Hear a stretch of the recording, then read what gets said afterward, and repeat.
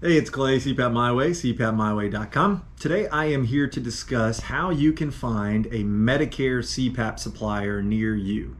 First and foremost, we are not a Medicare CPAP supplier. We are retail only. We don't take any insurance. Everything is self-pay here, which we find to be very easy. We can help you from the very getting started with diagnosing of sleep apnea. We've got some partners that do that all the way through to treatment. We make it super quick, easy, and what we think is affordable.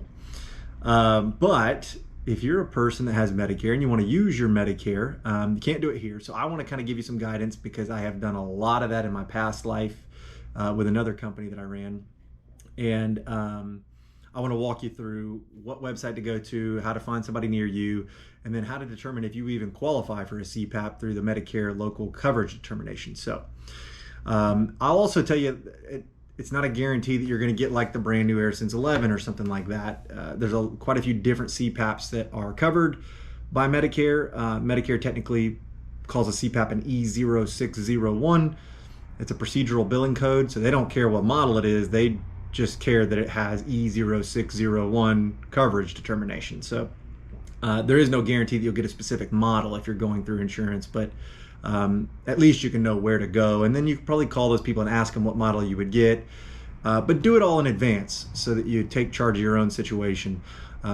This hopefully will help people that are already on CPAP looking for somewhere to get Medicare CPAP supplies.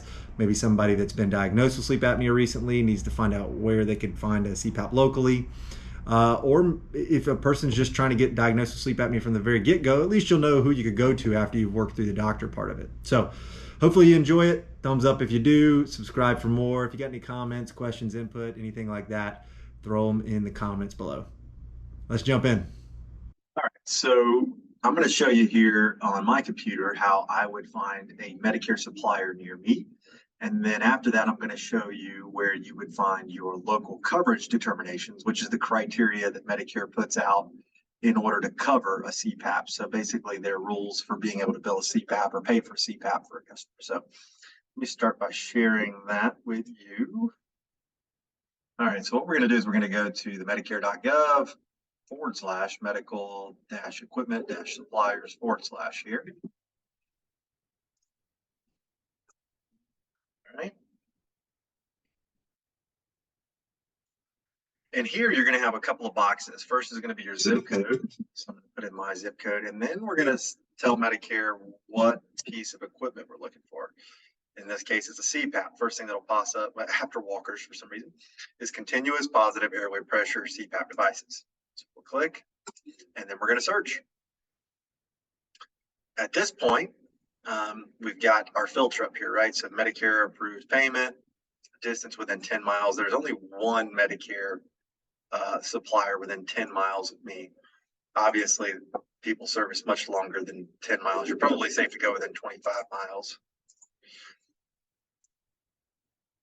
And in that case, you get a couple of options, right? We've got Rotec, Lincare, AllCare, St. Joseph's.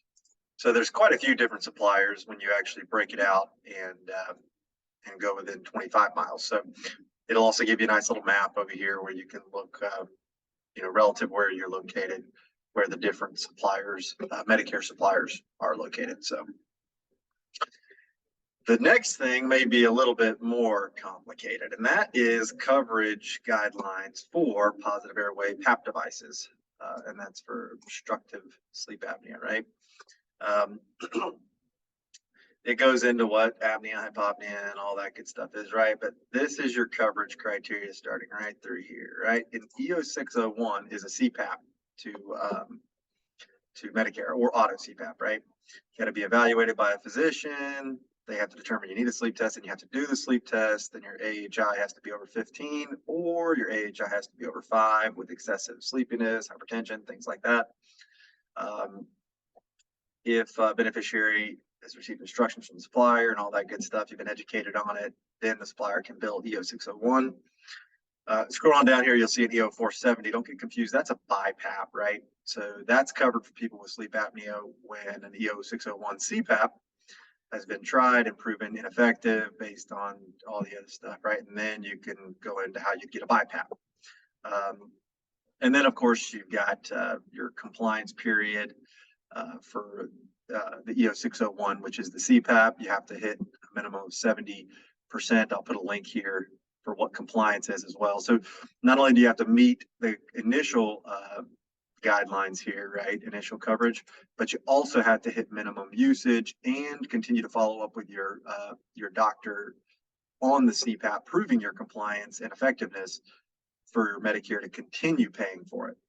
So that's an important thing to remember as well when you're going down the Medicare road.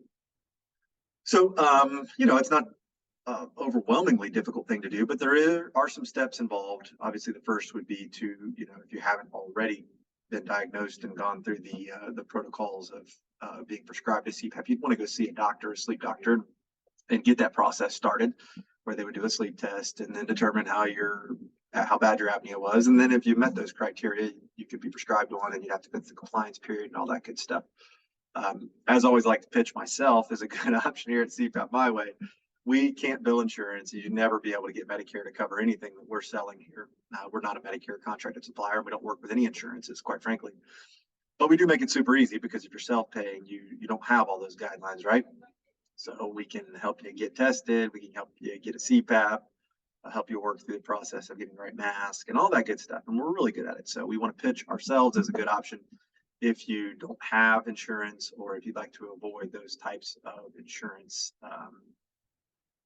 guidelines, we'll call it, or maybe something else.